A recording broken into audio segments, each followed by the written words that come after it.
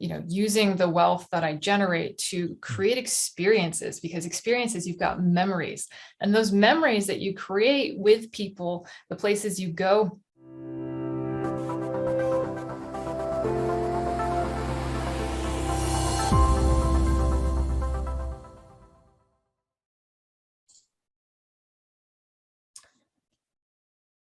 How can you experience true wealth? What is preventing you from having that, and what is it really? Welcome to Financial Success Secrets. We're here to crush any limiting beliefs and make sure you can break through to live the life that you desire, that you know that you deserve. I'm Joachim, co-founder of Catching Secrets, and once again, I have with me Marcy. Hey, okay. How's it going? Hi. Marcy, thanks for taking the time. And for those that haven't met you yet, could you share a little bit about yourself? Sure thing. So I work primarily with entrepreneurs, and I help them. I call myself the digital empowerment expert. I really help them to be able to empower themselves through the use of technology. And I also have a huge passion for the entrepreneur mindset as well, in building resilience and a success mindset. Yeah, because the success mindset here, it's so much more than just being financially independent. Like, what is really true wealth? It's more than that. And then you're talking about success mindset and helping people. So I love the work that you're doing. And yeah, and being truly wealthy, it comes down to more than just the financial stuff. And the thing is, it's understanding what prevents us from taking part in all the opportunities that are available to us. It is the psychology here, like what's going on in here, the power of our beliefs. And true wealth, there's so many things that can make us wealthy. And I know you have some perspectives on this, Marcy. Yeah, so it's interesting when we talk about, wealth psychology.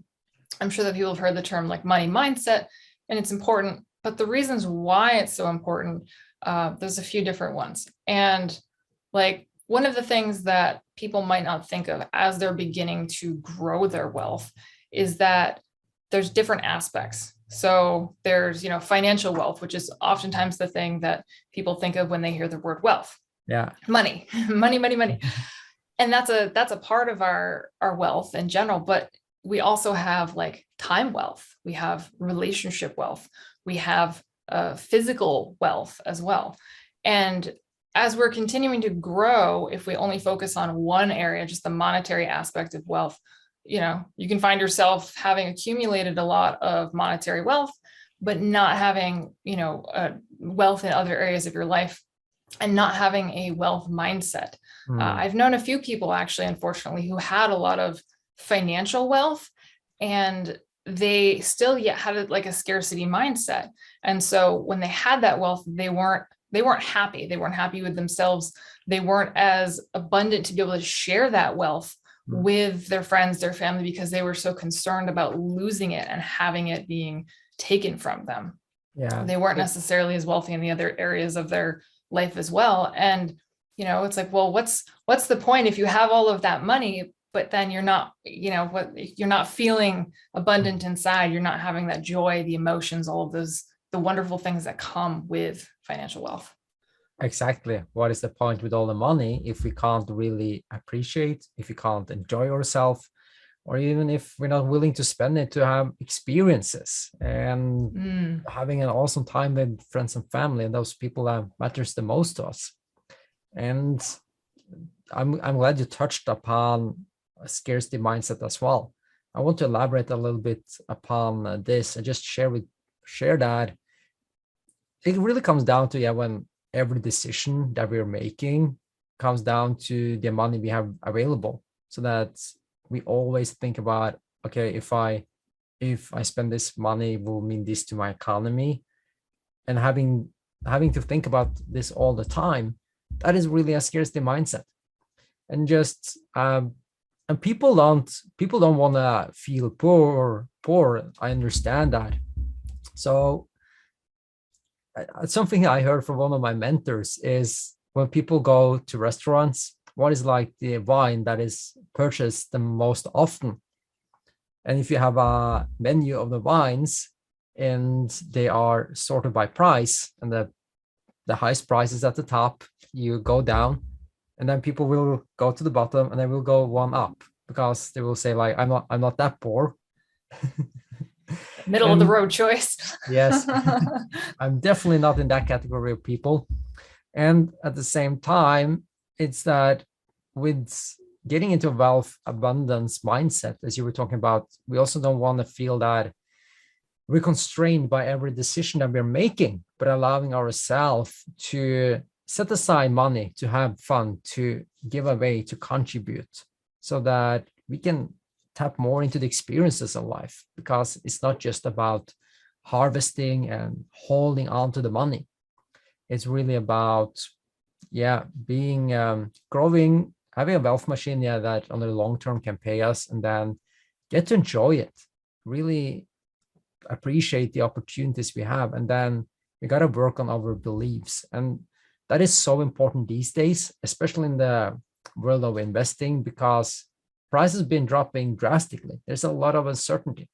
And just before we started this session, in the US, the central authorities there are raising the interest rates drastically, and many people can feel a lot of uncertainty and fear around that, like, how is my economy going to look like? Now, it's also a choice that we have, like with what's going on. Do people choose to look at that as something negative that is happening, that we're going to be fearful, this is bad, and complain? Or do we see it as an opportunity to really grow into that growth mindset, that wealthy abundance mindset, because it's all about opportunities? Which brings us back to where we started with, that being abundant is all about getting rid of these barriers, what prevents us from really tapping into the opportunities that are available. And I know you, Marcy, you had a saying that I would like you to share as well, but I'm not sure if you want to comment on anything, yeah, that I just talked about first. Yeah, absolutely. I really liked what you said about experiences. That's something that I'm really passionate about, is, using the wealth that I generate to create experiences, because experiences, you've got memories, and those memories that you create with people, the places you go, that's something that you have for, like, it's almost like something that pays you, like, interest in a sense, because you continue to enjoy that. Yeah. Whereas physical things are great and nice, like possessions and belongings, and those are good to have too. But experiences, like, even, they don't get recycled or thrown in the trash. It's a whole different thing, and it's a really enriching part of your life. So that's a really great point that you brought up. I love that. Yeah, I just want to add upon that, because I spent quite a lot of amount of money on personal development and growing my own skill sets in many areas of life. And I know that, okay, I could have put that money, for example, into renovating the kitchen or the bathroom. Right. The bathroom kitchen would probably look outstanding. And I also know that, would it really have made any difference in my life? No. So, right. And that can be applied to anything. Yes, like buying myself a car as well would give me a lot of freedom. And here's an important point as well. It's all about the emotion that we get afterward, because money is just a mean to something else. Exactly these experiences that you are elaborating upon as well. So thanks for bringing and just putting emphasis on on this aspect of experiences. Yeah, absolutely. So you'd also mentioned about the the little thing that I've been doing that I had wanted to share, and that's continuing to appreciate my money and continuing to appreciate the money that I have, and really embracing the flow of money. Money comes to you, money leaves, you spend money.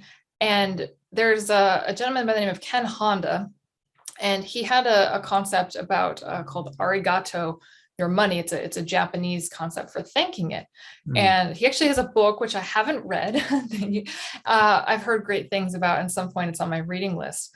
But really, I've been noticing that I had started this practice of saying arigato to my money, and I haven't been as consistent as I want to be with that. So I have been really like getting very disciplined now about thanking my money when I receive it and when I spend it, because what we appreciate appreciates.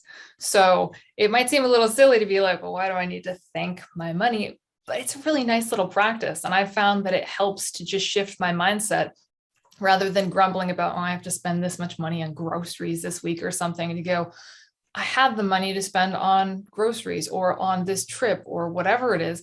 And just being grateful, and just in that moment, you don't have to say it out loud, but even just quietly in your head when you go to swipe that card, or when you go to hand someone, physical money, or, digitally transfer crypto, even, to just that little arigato, thank you.